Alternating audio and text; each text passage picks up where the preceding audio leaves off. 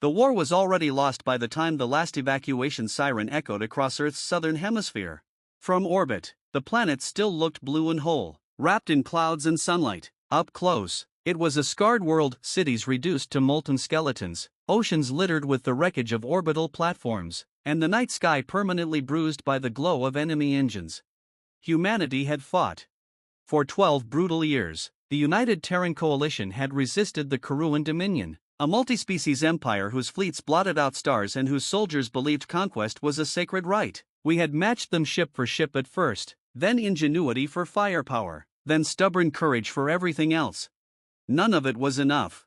Our fleets were shattered, our colonies burned, our allies surrendered one by one, choosing survival over annihilation. The Galactic Council issued statements of regret while quietly recognizing Karuan sovereignty over what remained of human space. And now, Earth itself was under siege.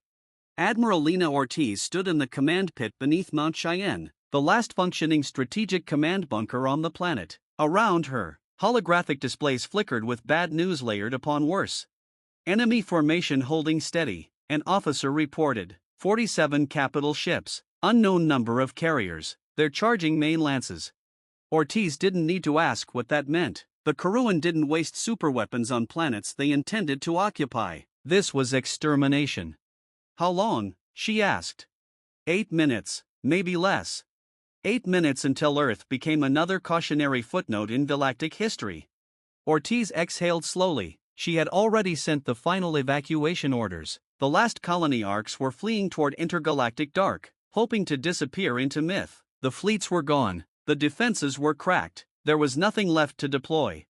Nothing, except one forbidden line in humanity's archives. She turned to the elderly man seated at the edge of the pit, his back hunched, eyes sharp despite the years. Dr. Arun Patel, she said quietly, it's time. The room went still. Patel closed his eyes for a long moment. When he opened them, there was fear there, but also something harder, resolve. You understand, he said, voice steady, that once we do this, there is no undoing it. Ortiz nodded. There won't be an Earth left to regret it if we don't. The project had gone by many names over the centuries. The Ancients. The Watchers. The Firstborn. Officially, it was catalogued as Precursor Contact Hypothesis Alpha Zero, buried so deep in classified archives that most world leaders never knew it existed. Humanity had discovered traces of them before it ever left its home system, structures on the moon older than life on Earth, mathematical signals buried in the cosmic background radiation, impossible alloys found drifting between stars. They were not gods. But they were old. Unimaginably old. The prevailing theory was simple and terrifying. Long before any known civilization arose, a species or a collective of species had reached technological heights bordering on the absolute. They shaped stars, folded spacetime like cloth, and then vanished. Not extinct. Dormant. Watching. And humanity, in its arrogance or desperation, had built a beacon. Not a message. A summons. We never activated it because we didn't know what it would cost, Patel explained as they descended into the deepest chamber of the bunker. The signal isn't a greeting, it's a declaration. A declaration of what? Ortiz asked. That we are ready to be judged. The chamber doors opened, revealing a structure that did not belong to any human design philosophy. It was smooth, dark, and wrong in subtle ways, angles that refused to resolve properly, surfaces that seemed to drink in light. At its center stood the beacon. A pillar of alien metal etched with symbols that hurt to focus on for too long. Patel approached it reverently. We decoded part of their language, enough to understand the warning. Ortiz swallowed. Which was? Patel placed his hand against the cold surface. Call only in extinction-level need. Above Earth, the Karuan fleet completed its firing sequence. Supreme Warmaster Threxel observed from the bridge of his flagship, mandibles flexing in satisfaction. Humanity had fought harder than expected. It had been instructive. Transmit final record, he ordered. Let the Council see the price of defiance. Energy gathered along the spines of the capital ships, space itself warping under the strain. Then the stars went out. Not dimmed. Gone. Across the battlefield, sensors screamed as reality fractured. A shadow fell over the fleet, not cast by any object, but by an absence, a hole torn into the universe. Frexel felt something he had not felt since his larval days. Fear. The beacon activated. There was no explosion, no dramatic surge of light. Instead, silence swept through the chamber, so complete that Ortiz felt her own heartbeat echo painfully loud. Patel stepped back, his face pale. "It's done," he whispered. "Did it work?" Ortiz asked. Patel didn't answer immediately. Then every screen in the bunker lit up at once. Not with data.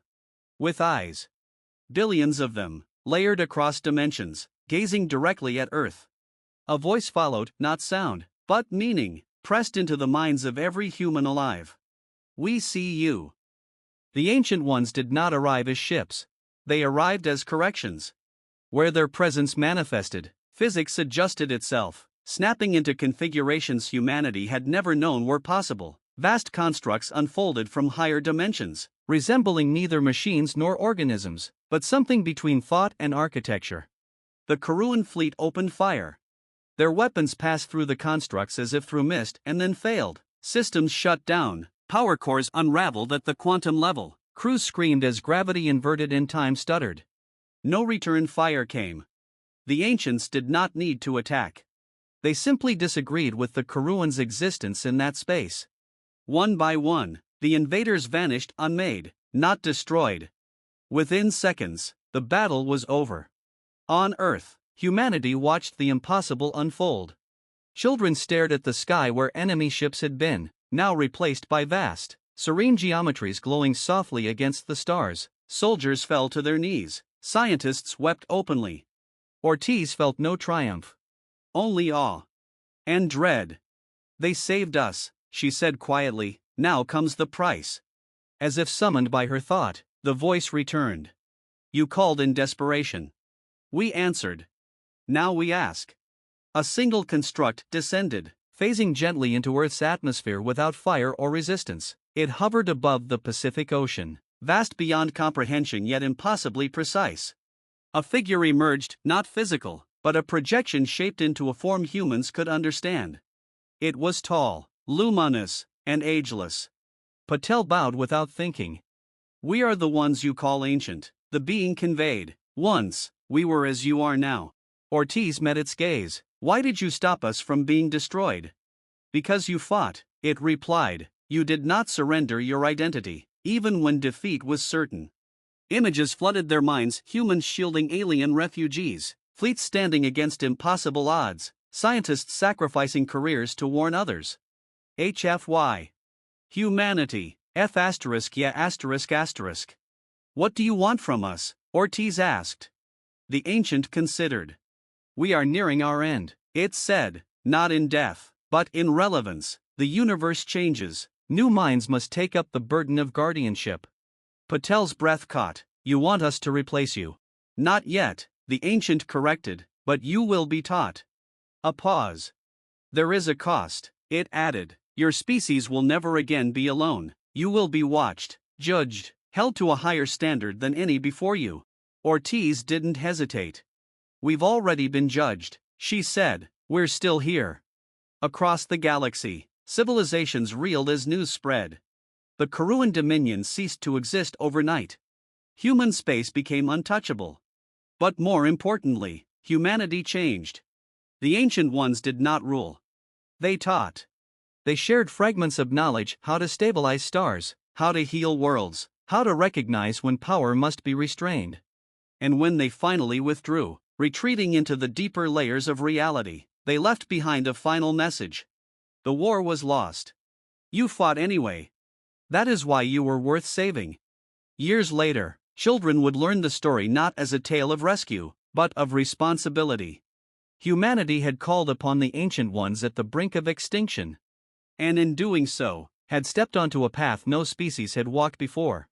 Not conquerors. Not victims. But the next guardians of a dangerous, beautiful universe. And this time, they would be ready.